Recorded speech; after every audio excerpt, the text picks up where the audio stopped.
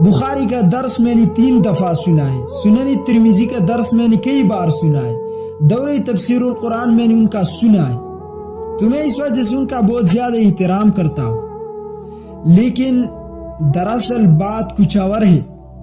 یا مولانا عبدالسلام صاحب ہم مولانا منظور منگل صاحب سے بہت زیادہ جانتی ہیں، کیونکہ ہماری علاقے کا تھا اور سارے بیانات ان کی پشتوں میں ہم نے سنی بھی ہے، کتابیں بھی ہم نے دیکھی۔ یہ جو بات ڈاکٹر صاحب نے کی دامت برکاتہم العالیہ، ان کے شاگرد بھی شاید کہ میری بات سنی، ان کے چاہنے والے میں مجھے سنی، تو سب سے پہلے میں یہ بات کرتا ہوں کہ ہمارا ذاتی اختلاف نہیں، ذاتی طور پر ان کا دباؤ، ان کا ہیبت، ان کا رعب، ان کا مقام ہمارے سامنے ایسا ہے جیسے ہم ایک چیونٹی ہے اور وہ ایک پہاڑ ہے۔ لیکن کئی بار ایک بات میں نے نوٹ کیا ہے ان کی دروس میں، تو اس وقت تو ہم کچھ نہیں کہتی اور ہم استاد کا درجہ بھی دیتی ہے اور کہتی بھی یہی ہے، ہم جیسے حقیر ان کی شاگردی میں بھی نہیں آتی۔ منظور منگل صاحب اتنا بڑا شخصیت ہے، ہمارے دل میں ان کا ایک مقام ہے، لیکن عبدالسلام صاحب کے حوالے سے جو بات کی ہے نا،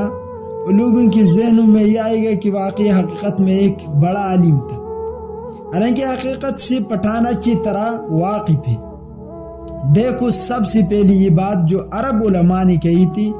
کہ پاکستان میں سب سے بڑا کون سا عالم ہے، تو عرب کے علماء نے خود 3 بار یہی فیصلہ کیا تھا کہ مولانا حمد اللہ جان ڈاگئی بابا جی سے رحمت اللہ تعالی علیہ، وہ شخصیت تھا جس کا عبدالسلام کے ساتھ مناظرہ ہوا۔ اب یہ مولانا عبدالسلام صاحب جو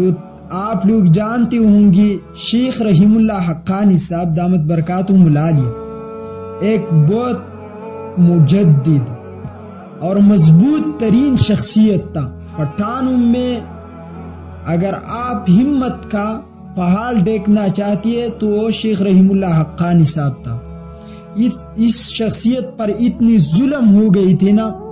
ان کے ساتھ اتنا ظلم لوگوں نے کیا تھا، اور خصوصی طور پر جب وہ وہابیوں کی زیادہ غیر مقلدوں کے خلاف تھا تو انہوں نے جیل کے حالات میں دیکھا بھی تھا اور سنا بھی تھا، اور پھر ہمت کے ساتھ وہ سب بیان بھی کیا۔ آپ احقاق الحق میں دیکھ سکتے ہیں، زندان کا واقعہ لکھا ہے، جیل کا، تو ان کو معلوم تھا، اور وہ افغانستان کا بھی تھا۔ اور آپ لوگوں کو معلوم ہوگا کہ یہاں بھی مشکات میں جتنے شاگرد ان کے تھے کسی اور مدرسہ میں بھی نہیں تھے اور کسی اور عالم کا